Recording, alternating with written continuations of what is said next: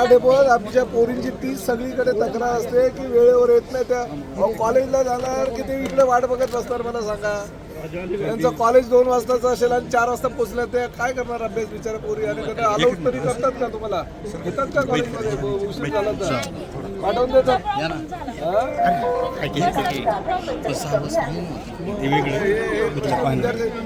बघा तुमचं एक मलाही कल्पना आहे की बाबा बसेस उशिरा येतात, काही ठिकाणी खड्डे आहेत, त्यामुळे या सगळ्या गोष्टी आपल्या बस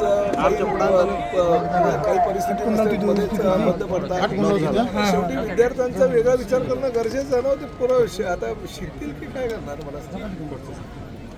आणि अनाऊन्समेंट पण करत नाही. आता मला माहित नाही इकडे तुमच्याकडे अनाऊन्समेंट करतात, वेळेवर करता का? दर 10-10, 15-15 मिनिटांनी ही बस एवढ्या वाजता येणार, ती बस तेवढ्या वाजता येणार. 4-4 तास 3-3 तास बिचारे लोक ज्येष्ठ नागरिक वगैरे थांबतात. जरा थोडीशी सुसूत्रता आणा. मला अशा तक्रारी बघा, ह्या छोट्या छोट्या तक्रारी तुम्ही त्याचं निराकरण करू शकता.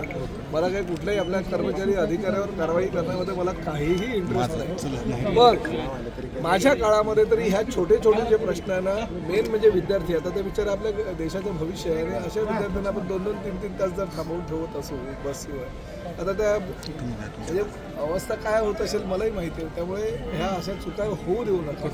प्राधान्य द्या. महिलांचे शौचालय भले तात्पुरत्या स्वरूपात का होईना पण जरा व्यवस्थित केलं पाहिजे. आपण करोडो रुपये आपण शेडसाठी खर्च करतो, ते 1,00,000-2 लाख खर्च केलं प्रसाधनगृहासाठी महिलांचे, तर काय फरक पडतो मला?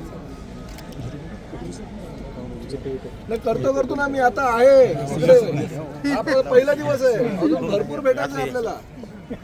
हां ठीक.